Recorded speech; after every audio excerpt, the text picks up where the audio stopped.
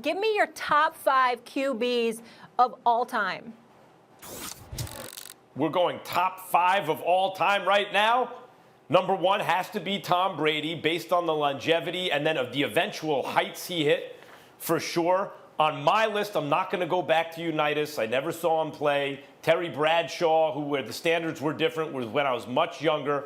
I think Tom Brady replaced Joe Montana, because we're talking greatest now. Aaron Rodgers, he did not play for the same coach as those guys did, is not nearly as accomplished. His legacy isn't what theirs is, even if his peak is maybe higher. I think a lot of people have Peyton Manning or John Elway next or in there somewhere. And I'll just say about Peyton Manning, he's the greatest regular season player in the history of football. I don't really think it's that close. Regular season, no one had comparable value to Peyton. But his performance fell off enough under pressure that I can't put him third. And so third is, I really have my number 1 and 2. I think Aaron Rodgers, Peyton Manning, and I just mentioned, and John Elway. Have cases in the top 5. Yep. Well, for me, it's obviously Tom Brady because of his accomplishments. I'm going to put Joe Montana up in there. Obviously, Joe Montana. Then you've got John Elway, Peyton Manning, of course. And I'm going to put that bad man, Aaron Rodgers. Ain't no way in hell I'm leaving him out of the top 5, and I'm going to repeat why, because people might have forgotten this. He's a bad man. Aaron Rodgers is special. He is the greatest athlete, the greatest talent at the quarterback position I've ever seen.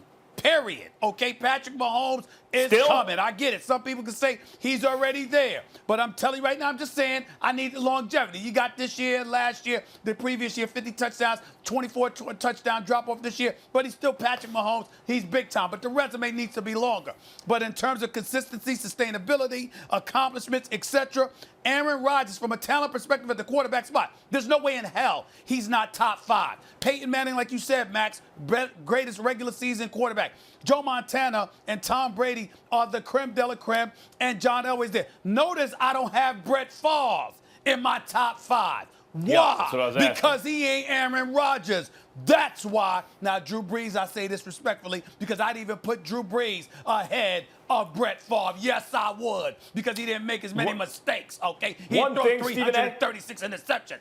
Drew Brees, he's up there. But Aaron Rodgers is in my top 5. And then, of course, based on resume, Elway, Peyton Manning, Montana, and Brady. One thing about Brett Favre, Patrick Mahomes, even though he's really Aaron Rodgers, maybe 2.0, he may just be an improvement on Aaron Rodgers, which is saying a lot. Okay. But he has given me a renewed kind of an appreciation for Brett Favre.